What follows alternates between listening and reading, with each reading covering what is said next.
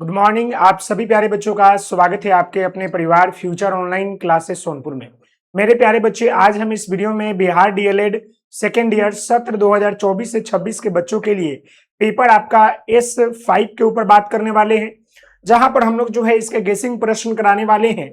और मैं आपको बता दूं, इसमें जितने भी प्रश्न आपको बताए जा रहे हैं, अगर आप इन सारे प्रश्नों को बेहतर तरीके से तैयार कर लेते हैं, बेहतर तरीके से आप पढ़ लेते हैं, समझ लेते हैं, तो आपका एग्जाम में 90% सवाल आपको इसी पेपर से लड़ते हुए नजर आएगा। मेरे प्यारे बच्चे, इससे पहले हमने आपका S1, S2 और S4 का बता दिया है। आज हम लोग S5 के ऊपर बात करेंगे, इसके बाद बचे हुए पेपर के ऊपर हम सब बता देंगे। तो मेरे प्यारे बच्चे, यहां पर ध्यान दीजिएगा, S5 पेपर की बात कर रहे हैं, जिसमें विद्यालय में स्वास्थ्य, योग एवं शारीरिक शिक्षा के बारे में जानना और पढ़ना होता है। इसमें आपका टोटल 5 यूनिट है। प्रत्येक यूनिट से 3 से 4 प्रश्न मैं आपको बताने वाला हूं, जो कि आपके एग्जाम के लिए काफी महत्वपूर्ण रहने वाला है। तो यहां पर सबसे पहले यूनिट 1 की बात कर लेंगे।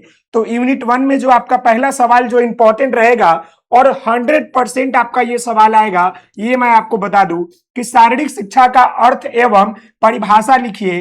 प्राथमिक विद्यालयों में शारीरिक शिक्षा क्यों महत्वपूर्ण है, उसका वर्णन कीजिए। यानी मेरे प्यारे बच्चे, ये सवाल पूछ रहा है कि शारीरिक शिक्षा क्या होता है, फिजिकल एजुकेशन क्या होता है।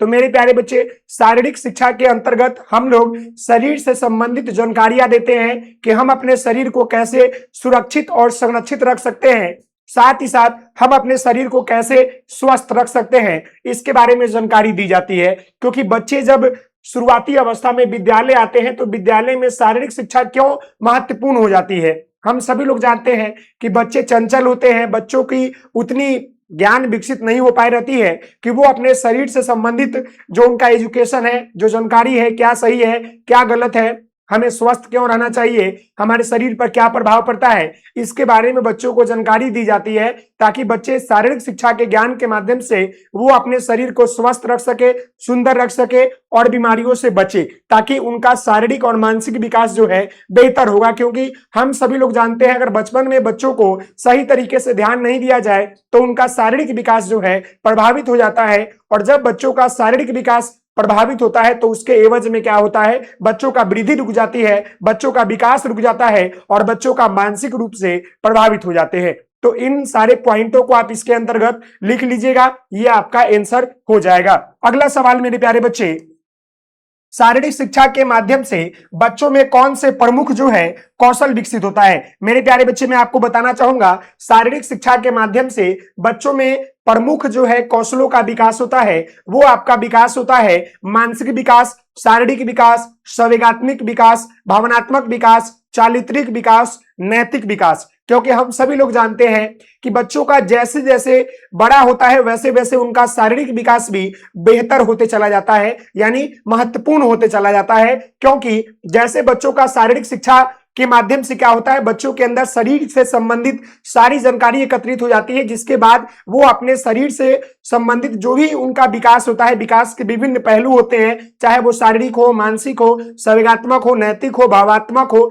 इन सारे पहलुओं का वो क्या कर सकते हैं, या इन सारे कौशलों का वह विकास कर सकते हैं। तो आप इन सारे कौशल को लिख दीजिएगा और प्रत्येक कौशल को आप डिफाइन कर दीजिएगा, आपका आंसर तैयार हो जाएगा। अगला सवाल यहां पर मेरे प्यारे बच्चे क्या कह रहा है, तीसरा नंबर देखिएगा।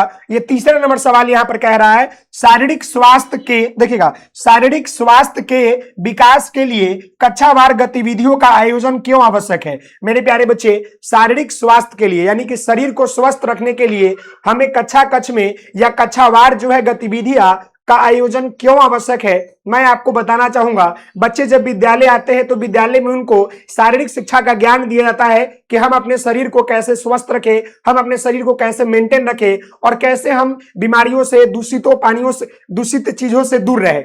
तो इसके लिए स्वास्थ्य के लिए, विकास के लिए हमें क्लासरूम में तरह तरह की एक्टिविटी करानी चाहिए, तरह तरह की गतिविधि करानी चाहिए, जिसके माध्यम से बच्चे उस गतिविधि में पार्टिसिपेट करेंगे या उस गतिविधि को देखकर वो शारीरिक विकास एवं स्वास्थ्य के बारे में जानकारी लेंगे, जिसके बाद वो सही और गलत का फर्क समझेंगे। उससे क्या होगा कि वो अपने शरीर को बचाएंगे, शरीर को दूषित होने से बचाएंगे और अपने विकास में आने वाली बाधाओं को दूर रखेंगे, जिससे उनका शारीरिक विकास बेहतर होगा। और जब बच्चों का शारीरिक विकास बेहतर हो जाएगा आएगा तो वह क्या करेंगे, अपने स्वास्थ्य के बारे में, अपने मानसिक विकास के बारे में, या जो भी विकास के विभिन्न पहलू हैं उसका बेहतर विकास करेंगे और अपने जीवन को बेहतर बनाएंगे। तो आप इन सारे सवालों का आंसर ऐसे लिख लीजिएगा।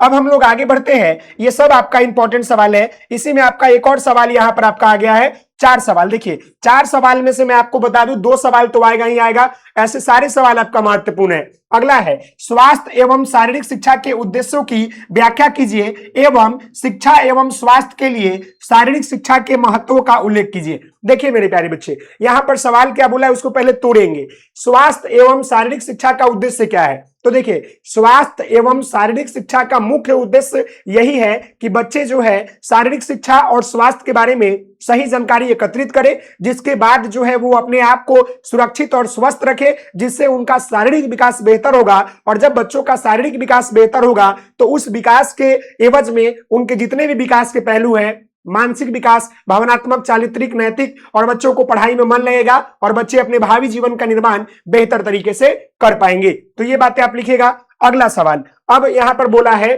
कि शिक्षा एवं स्वास्थ्य के लिए शारीरिक शिक्षा के महत्व का उल्लेख कीजिए। देखिए, अगर हमको बच्चों को बेहतर तरीके से शिक्षा देना है या बेहतर तरीके से स्वास्थ्य की जानकारी देना है तो उनके लिए शारीरिक शिक्षा यानी फिजिकल एजुकेशन बहुत जरूरी है। जब तक हम बच्चों को फिजिकल एजुकेशन के बारे में नहीं बताएंगे कि व्हाट इज फिजिकल एजुकेशन, यानी जिसमें हम बच्चों को शरीर से संबंधित सारी जानकारी बताते हैं, स्वस्थ रखने के लिए, बीमारियों से लड़ने के लिए क्या करना चाहिए, क्या नहीं करना चाहिए, तो उससे फायदा यह होता है कि बच्चे जब शारीरिक शिक्षा ज्ञान प्राप्त कर लेते हैं तो वो अपने शरीर को सुंदर और सुशील और स्वस्थ बनाते हैं, जिससे क्या होता है, उनका शारीरिक विकास बेहतर होता है। उसके एवज में क्या होता है कि उनका मानसिक विकास भी बेहतर होता है। तो आप इस पॉइंट को यहां पर लिख लीजिएगा। मैं आपको प्रत्येक प्रश्न को समझाते हुए आगे बढ़ रहा हूं।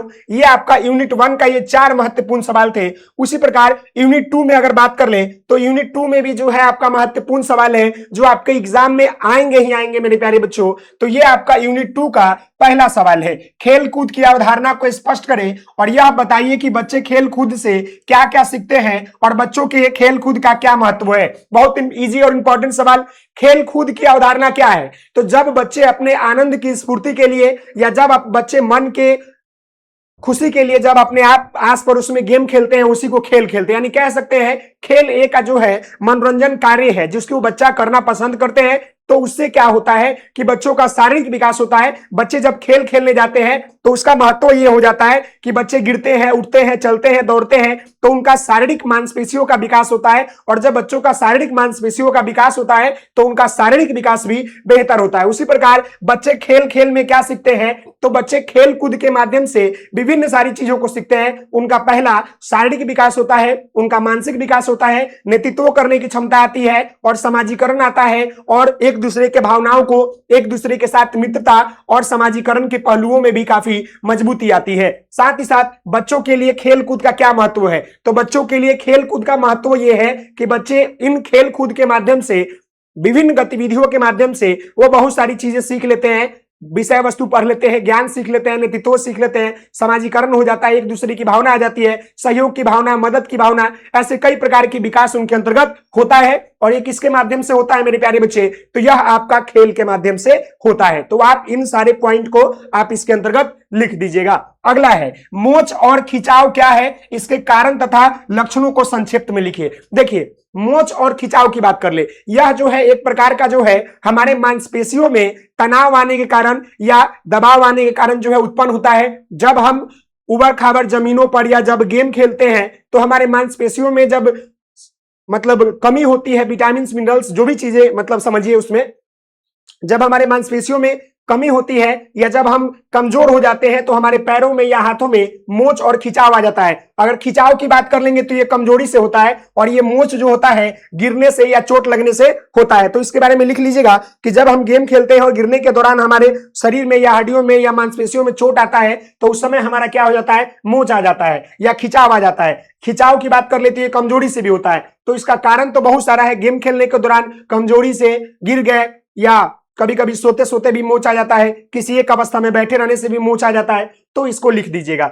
इसका लक्षण में लिख दीजिएगा। जब हमारे पैरों में या हाथों में मोच आ जाता है तो हमें चलने में, खाने में, दौड़ने में काफी दर्द आता है और इसको दूर करने के लिए हमें गर्म पानी की आवश्यकता पड़ती है, दवाइयों की आवश्यकता पड़ती है, सेकाई करना पड़ता है, घरेलू उपचार करते हैं, तब जाकर ये ठीक होता है। बैंडेज पट्टी भी करते हैं, गर्म पट्टी का भी प्रयोग करते हैं। समझ गए? ये बातें यहां पर आप लिख लीजिएगा। अगला सवाल है, आउटडोर और इंडोर खेलों की अवधारणा स्पष्ट करें। हम लोग बचपन से ही समझते आ रहे हैं कि इंडोर और आउटडोर खेल क्या होता है। खेल तो हम लोग समझ गए, लेकिन खेल दो प्रकार के होते हैं, इंडोर और आउटडोर। इंडोर कहने का मतलब है कि घर के अंदर खेले जाने वाले खेल, जिसमें आपका लूडो, शतरंज, आपका ये कैरम बोर्ड इत्यादि आ जाते हैं। वहीं पर आउटडोर की बात कर लेंगे तो यानी घर के बाहर खेले जाने वाले क्रिकेट हो गया, फुटबॉल हो गया, बैडमिंटन हो गया, ऐसे बहुत सारे खेल हैं। उसके बारे में आप इसकी अवधारणा बता दीजिएगा, एग्जाम्पल दे दीजिएगा, उसका उद्देश्य भी बता दीजिएगा कि इस गेम के खेलने से क्या होता है। देखिए, आउटडोर गेम खेलेंगे बच्चे तो उनका शारीरिक विकास बेहतर होता है, इंडोर गेम खेलते हैं तो उनका मानसिक और सोचने समझने की शक्ति का विकास बेहतर होता है। जब आप चेस लूडो खेलते हैं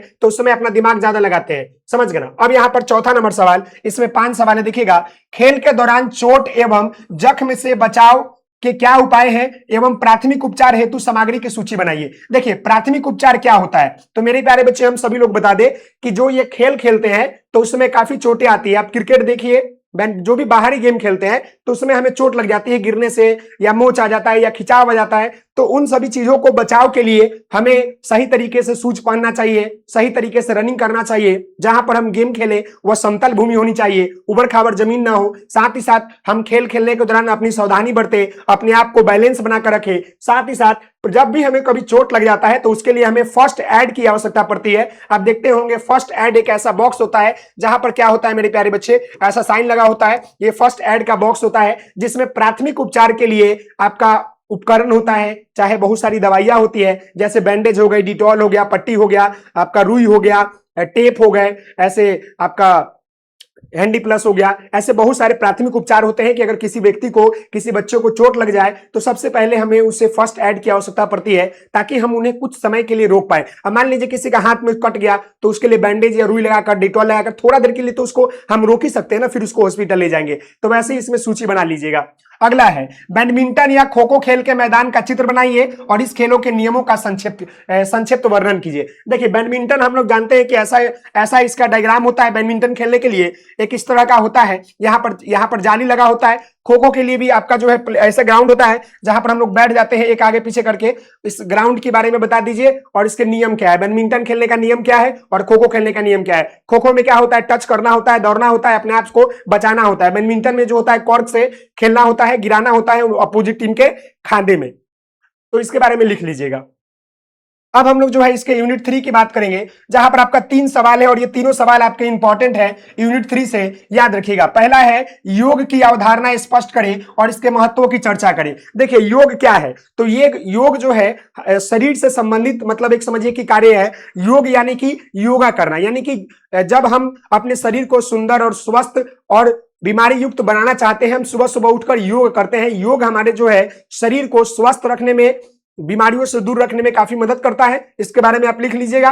अगला यहां पर है, प्राणायाम से आप क्या समझते हैं, इनमें शरीर की क्या क्या लाभ मिलता है। देखिए, प्राणायाम कहने का मतलब है कि आप लोग पुराने जमाने में जब रामायण महाभारत देखते होंगे तो गुरु के चरणों में लोग लेट कर प्रणाम करते थे। इससे क्या होता था कि उनका बॉडी का एक्सरसाइज हो जाता था, पेट झुक जाता था, गर्दन झुक जाता था, मुड़ने की समस्या, दर्द की समस्या दूर होती थी, पेटों की समस्या, खाना पचाने की समस्या दूर होती थी और लेटने से उनका पूरा बॉडी का एक्सरसाइज होता था, जिसके माध्यम से वो कई प्रकार की उनकी ग्रंथियों का विकास होता था और उन्हें बीमारियों से स्वस्थ रहने के लिए मदद मिलता था। तो आप इसका लाभ लिख लीजिएगा, शरीर के लाभ क्या क्या है। अब देखिएगा, सूर्य नमस्कार क्या है तथा सूर्य नमस्कार से होने वाले लाभों के बारे में बताइए। देखिए, सूर्य नमस्कार हम लोग देखते हैं सुबह सुबह सूरज को प्रणाम करते हैं, इससे क्या होता है, हम नीचे मुड़ते हैं, बॉडी हमारा मूवमेंट करता है तो कई प्रकार की बीमारियां खत्म होती है और सूर्य के जो प्रकाश होती है हमारी बॉडी पर पड़ती है तो उससे हमें विटामिन डी मिलता है, जिससे हमारी हड्डी मजबूत होती है, चर्म रोग से हम लोग बचते हैं। ऐसे कई प्रकार के इसके फायदे हैं, इसके बारे में आप लिख लीजिएगा। और ये आपके पौराणिक चीजों के लिए काफी योगदान है, वेदों में इसका जिक्र किया गया है और ये एक समझिए तो साइंटिफिक जो है रीजन है करने का, जिससे हमारे शरीर स्वस्थ रहते हैं और हम बीमारियों से बचे रहते हैं। अब यहां पर यूनिट 4 की बात करेंगे। यूनिट 4 में आपका जो है 4 सवाल है, देखिएगा, और ये चारों सवाल आपके एग्जाम के लिए काफी महत्वपूर्ण रहने वाला है। पहले आपका यहां पर सवाल है, स्वास्थ्य शिक्षा से आप क्या समझते हैं और स्वास्थ्य शिक्षा के महत्व के बारे में आप बताइए। देखिए, स्वास्थ्य शिक्षा कहने का मतलब होता है जिसमें हम बच्चों को स्वस्थ रहने के विधि, कला और उनके उपयोग के बारे में बताते हैं। स्वास्थ्य शिक्षा के माध्यम से हम बच्चों को बताते हैं कि आपके बॉडी के लिए, आपके शरीर के लिए क्या सही है, क्या गलत है, क्या काम करेंगे तो आप स्वस्थ रहेंगे, क्या काम नहीं करेंगे तो आप अस्वस्थ रहेंगे। ऐसे बहुत सारी चीजें उसमें देते हैं, जिसके माध्यम से बच्चों का महत्व ये होता है कि बच्चे अपने शरीर को सुरक्षित और स्वस्थ रखते हैं, जिनसे उनका शारीरिक विकास बेहतर होता है। और जब शारीरिक विकास बच्चों का बेहतर होगा तो उनका संपूर्ण विकास, सर्वांगीण विकास बेहतर होता है। अगला है पोषण, पोषक और संतुलित आहार क्या है, इनके महत्व के बारे में बताइए। पोषण, न्यूट्रिएंट्स और आपका जो है बैलेंस डाइट क्या होता है। तो देखिए, ये सारे चीज हमारे शरीर को सुरक्षित, संरक्षित और हमारे शरीर के वृद्धि में काफी महत्वपूर्ण भूमिका निभाता है। जो भी हम खाना खाते हैं वो हमें कैसा भोजन करना चाहिए, संतुलित आहार करना चाहिए। संतुलित आहार कहने का मतलब होता है ऐसा भोजन जिसमें सभी प्रकार के न्यूट्रिएंट्स शामिल हो, चाहे वो आपका कार्बोहाइड्रेट्स हो, फैट हो, मिनरल्स हो, वसा हो और खनिज लवण हो। ऐसे सभी उपकरण जो है उसमें शामिल होना चाहिए, जिसको लेने से हमारा शरीर जो है परिपूर्ण हो, भोजन परिपूर्ण मिले, ताकि हमारे शरीर के वृद्धि में किसी प्रकार की कोई रुकावट नहीं आए। तो हम कह सकते हैं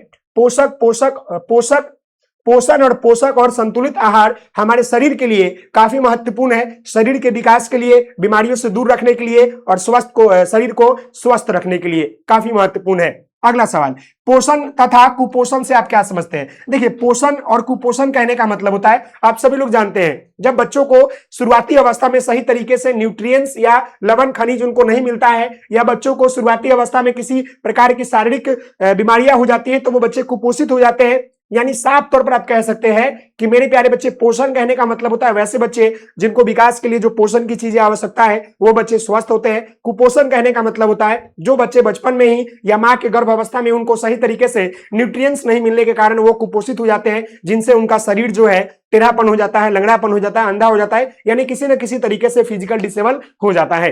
तो इसके बारे में आप लिख लीजिएगा। अगला सवाल, संक्रमण रोग से आप क्या समझते हैं, संक्रामक रोग से हम कैसे नियंत्रित कर सकते हैं। तो देखिए, संक्रमण रोग कहने का मतलब होता है ऐसा रोग जो एक दूसरे से फैलता है। मान लीजिए कि अगर हमारे पास खांसी हो गया है, हम किसी के सामने खांस देंगे तो उसका एयर कांटेक्ट होने के बाद उस व्यक्ति को भी खांसी हो जाता है। कभी कभी वायरल फीवर होता है, दस्त होता है, माता मैया होता है, जिसको हम लोग जो है चिकन पॉक्स बोलते हैं। ऐसे कई प्रकार के जो है संक्रमण रोग है, जिससे क्या होता है, लोगों के संपर्क में या किसी वस्तु को छूने से होता है। तो ऐसे रोगों से हमें बचना चाहिए, और ऐसे रोगों से बचने का उपाय यह है कि वैसे लोगों से हम दूरी बनाएं जिसको ये रोग हुआ है। साथ ही साथ हम अपने आप को, आसपास के चीजों को सुरक्षित रखें, किसी चीज को ना छुए, गंदगी ना फैलाएं, गंदगी से दूर रहे, कचरा से दूर रहे। ऐसे करके हम स्वस्थ भोजन करें, स्वस्थ पानी पिए, तो ऐसा हमें बीमारी नहीं होगा, ऐसे बीमारी को हम रोकथाम कर सकते हैं। तो ये बातें आप समझ गए। अब हम लोग जो है इसके यूनिट 5 की बात करेंगे, जो कि आपका ये लास्ट यूनिट है। इसमें भी आपका 5 सवाल है। देखिए, ये थोड़ा आपका क्या है, चैप्टर जो है काफी लंबा है, इसमें आपका 40 नंबर का एग्जाम होता है। लेकिन मेरे प्यारे बच्चे, मैं आपको बताना चाहूंगा, ये जो आपका पेपर है थोड़ा लंबा है, समझ गए। यूनिट 5 की बात कर ले तो यूनिट 5 में देखिएगा मेरे प्यारे बच्चे कि विद्यालय के भौतिक वातावरण से आप क्या समझते हैं। यानी विद्यालय के भौतिक वातावरण कहने का मतलब होता है कि विद्यालय में जो भी भौतिक चीज उपस्थित है, हम यहाँ पर स्वास्थ्य शिक्षा के बारे में पढ़ रहे हैं, तो विद्यालय में जो भी भौतिक वातावरण होगा, जैसे आपका स्कूल का विद्यालय हो गया, पेयजल हो गया, शौचालय हो गया, किचन रूम हो गया, मिड डे मील हो गया, ऐसे कई जगह जहां हमें साफ सुथरा रखना चाहिए। और विद्यालय का भवन भौतिक वातावरण के अंतर्गत ये सारी चीजें आती है, और ये सारी चीजों को हमें सुरक्षित और संरक्षित और हमें जो है स्वस्थ रखना है, ताकि बच्चे को इन चीजों से किसी तरह की हानि नहीं हो। समझ गए। अगला देखिएगा, विद्यालय में कचरा प्रबंधन निपटाने के लिए कैसे करेंगे। अब देखिए, विद्यालय में कचरा होता है, उसको निपटान करने के लिए हम बच्चों को सबसे पहले प्रेरित करेंगे कि आपको कोई भी चीज खाकर इधर उधर तत्र यत्र न फेंकना है, उसे कूड़ान का प्रयोग करना है। विद्यालय में हम कूड़ान की व्यवस्था करेंगे, समय समय पर रोजाना साफ सफाई करवाएंगे, बच्चों को प्रेरित कराएंगे और कई प्रकार की गतिविधि कराएंगे, जिसमें बच्चों को हम मोटिवेट करेंगे कि हमें गंदगी और कचरा प्रबंधन को कैसे मैनेज करना है। तो ऐसे काम करके हम इसका आंसर लिख सकते हैं। अगला सवाल, विद्यालय के शिक्षकों एवं बच्चों द्वारा स्वास्थ्य जागरूकता कार्यक्रम का आयोजन कैसे होगा और व्याख्यान कीजिए। देखिए, विद्यालय में समय समय पर बच्चों को स्वास्थ्य और शारीरिक शिक्षा देने के लिए हमें जो है स्वास्थ्य योजनाएं या स्वास्थ्य शिविर लगाना चाहिए। बच्चों को स्वास्थ्य जागरूकता लाने के लिए हम समय समय पर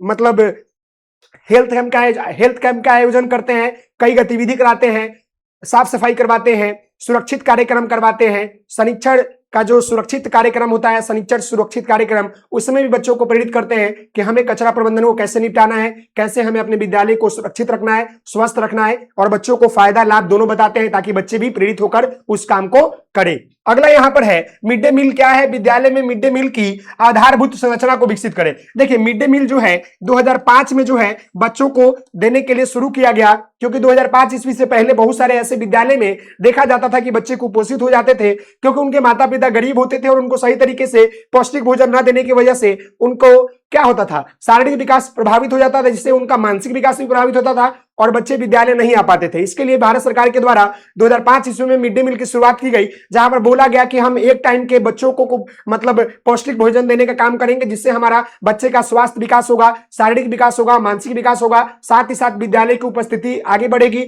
और सारे बच्चे पढ़कर हमारे देश के कल्याण और विकास में अपनी योगदान देंगे। तो ये सारे सवाल लिख लीजिएगा। अगला है हेल्थ कार्ड तथा डिवार्मिंग पुस्तक क्या है, इसके उपयोग की समझ विकसित करें, यह बच्चों के लिए किस प्रकार लाभदायक होता है। तो देखिए हेल्थ कार्ड की बात कर ले तो प्रत्येक विद्यालय में आप देखते होंगे बच्चों का हेल्थ कार्ड बनता है, उसमें बच्चों के सब चीज लिखा जाता है, बच्चा कब बीमार पड़ा, कितनी चीजें उनको हुआ है, उनके शरीर में क्या प्रॉब्लम है, क्या अच्छाई है, क्या लाभ है। इससे फायदा क्या होता है कि समय समय पर जो विद्यालय में हेल्थ शिविर लगता है उससे बच्चों की जानकारी प्राप्त हो जाती है कि किस बच्चों की क्या आवश्यकता है। गार्जियन भी इस चीज को जानते हैं, जिनसे उनको आगे दवाइयां या चीजें दिखाई जाती है, जिससे उनका विकास होता है और उनकी बीमारी दूर हो जाती है। तो इसका भी फायदा है, इसके बारे में आप लिख लीजिएगा। इसी के साथ मेरे प्यारे बच्चे ये जो आपका पेपर S5 है, इसका जितने भी गेसिंग महत्वपूर्ण सवाल थे ये हमने आपको करा दिया है और ये आप सभी लोगों को मैंने समझाया भी है। तो आशा करते हैं कि आपको ये वीडियो पसंद आई होगी। तो प्लीज आप इस वीडियो को पूरे बिहार के कॉलेज में शेयर कीजिए। मैं आपको दावा करता हूं कि इसमें से 90% सवाल आपके एग्जाम में आएगा। मैं आपको बता दूं केवल आपको 20 से 25 क्वेश्चन पढ़ना है मेरे प्यारे बच्चे, आपका एग्जाम बेहतर चला जाएगा। बहुत बहुत धन्यवाद, मिलते हैं नेक्स्ट वीडियो में। धन्यवाद।